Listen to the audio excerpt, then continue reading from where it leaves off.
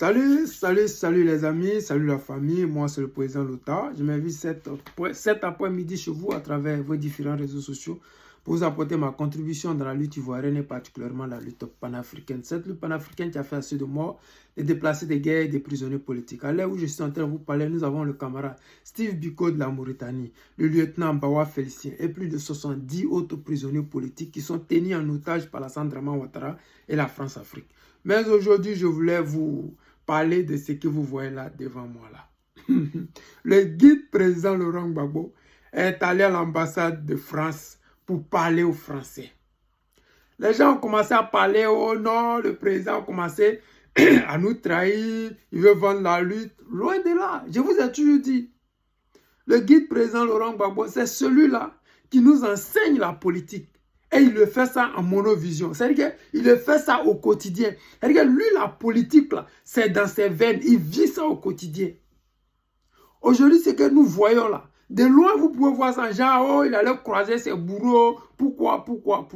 Quand le président Laurent Gbagbo est rentré en 2021, la première chose qu'il a faite, c'était d'aller croiser Alassane Draman Ouattara, le Burkinabé, qui lui-même a signé un décret pour lui permettre d'être ivoirien et candidat à la présidentielle de 2010.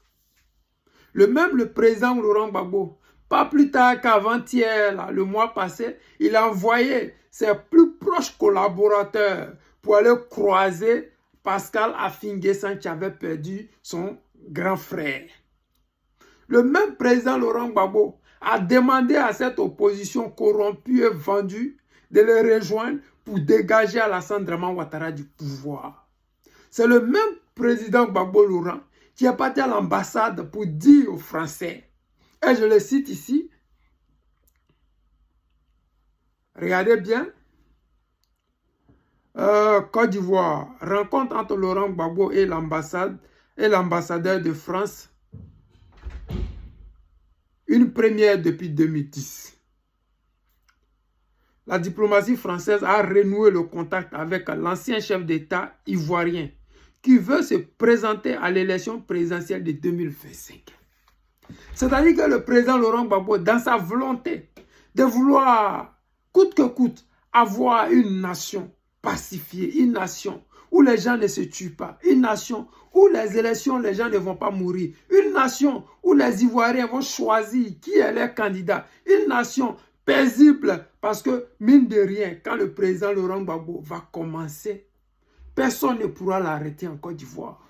Quand le président Laurent Gbagbo va lancer le mot d'ordre, personne ne pourra résister à ce mot d'ordre. Il y aura des milliers de cadavres parce que nous savons, ceux qui sont à la tête de l'armée ivoirienne actuellement, c'est tous des parvenus. C'est tous des gens corrompus. C'est tous des tribalistes. C'est tous des sorciers. C'est tous des assassins que la CPI guette. Donc pour rien au monde, ils vont vouloir céder ce pouvoir-là par le dialogue. Mais les Ivoiriens en ont marre. Ces femmes qui dorment dans les rues, là.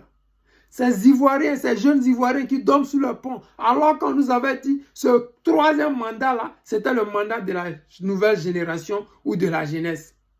Ces mêmes personnes nous avaient dit qu'on donne 1 milliard à la jeunesse ivoirienne chaque jour. C'est tout ça là, le président Laurent Gbagbo a vu. Et il a dit, je m'en vais voir à ces Français-là, ceux qui sont les patrons d'Alassane Draman Ouattara, pour leur dire que, pour ce que nous voyons à l'horizon 2025, là, le danger qui guette la Côte d'Ivoire, qui guette les biens des Français, qui guette les Français. Je le dis toujours, les Français pensent que ce qui va arriver en 2025, ça va les épargner. Non, vous êtes à la base de nos problèmes. Vous êtes ceux qui avaient pris des avions, des hélicoptères, des chars pour bombarder la résidence du guide président Laurent Gbagbo, alors que c'est un problème ivoirien. En 2000, vous avez dit aux Ivoiriens, le problème ivoirien, la France ne s'en mêle pas. Alors que les rebelles avaient fait des milliers de morts. Ces rebelles qui avaient attaqué depuis Bouaké avaient fait des milliers de morts. Vous avez dit c'est un problème ivoiro-ivoirien. En 2010, c'est un problème ivoiro-ivoirien, mais vous êtes mêlés. Vous avez tiré sur notre présidence, vous avez tiré sur des Ivoiriens, vous avez tiré sur des milliers d'Africains vivant en Côte d'Ivoire. Pour tout ça, le guide président Laurent Gbagbo, dans sa volonté de paix, dans sa volonté d'instaurer une démocratie vraie, dans sa volonté de toujours tendre la main à ses bourreaux. Il était allé voir Draman en 2021.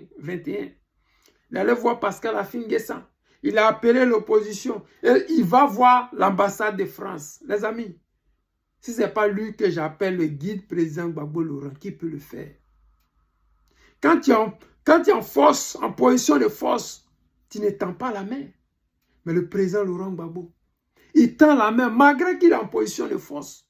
Simplement pour dire à ses détracteurs, ceux qui disent et qui m'ont plusieurs fois targué en disant, regarde le président Laurent Gbagbo, il allait vendre le combat. Je vous dis encore, quand il est arrivé, il allait voir Draman Ouattara, qui était à l'hôtel de golf, qui planifiait les schémas pour éliminer le président Laurent Gbagbo.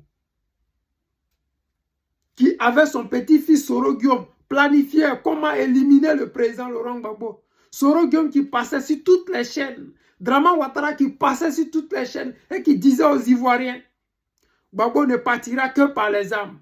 Ils n'ont jamais choisi l'option du dialogue parce qu'ils savaient qu'ils avaient perdu ces élections. L'option du dialogue, c'était quoi? Récompter les voix. Le président Laurent Gbagbo, dans sa volonté d'avoir une Côte d'Ivoire unifiée, sans xénophobie, sans assassinat pour des questions électorales, avait demandé qu'il y ait une commission électorale internationale, que la Chine vienne, que l'ONU vienne, que le Brésil, que la Russie, que toutes ces grandes puissances-là viennent pour qu'on puisse recompter ces voix. Mais la France ayant perdu, la France dans sa volonté d'imposer à la Côte d'Ivoire, coûte que coûte, un étranger à la tête de notre pays, un candidat que nous n'avions pas choisi et qu'on nous avait imposé, à bombarder notre présidence et à extraire des runes de cette présidence, le guide président Laurent Gbagbo.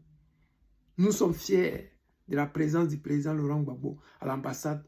Parce que ce qu'ils se sont dit pendant 2 heures de temps, c'est-à-dire que ce n'était pas un discours où ils vont aller, je vous salue, comment vous allez bien, ok, je m'en vais. Non. Même les interviews que le président Guy Gbagbo Laurent a fait à ces journalistes de France-Afrique, c'est seulement 15 minutes, 10 minutes maximum. Donc si le guide président Laurent Gbagbo a fait 2 heures à l'ambassade de France, c'est qu'ils se sont parlé yeux dans yeux. Ils se sont dit ce qu'il y avait à se dire. Draman Ouattara doit l'inscrire sur cette liste électorale. Il doit aller à ces élections. Et les Ivoiriens choisiront qui ils veulent qui doit diriger la Côte d'Ivoire. C'est tranquille. Les amis, je ne veux pas être long. Simplement pour vous dire que le guide président Laurent Gbagbo tend la main à ses bourreaux pour pouvoir démontrer aux Ivoiriens qu'il n'est pas rancunier. Pour pouvoir encore dire à ces sceptiques qui sont au nord et qui disent quand le président Laurent Gbagbo viendra au pouvoir, il va se venger. Ce n'est pas vrai. Il ne connaît pas la vengeance. Il connaît une seule chose, la nation ivoirienne.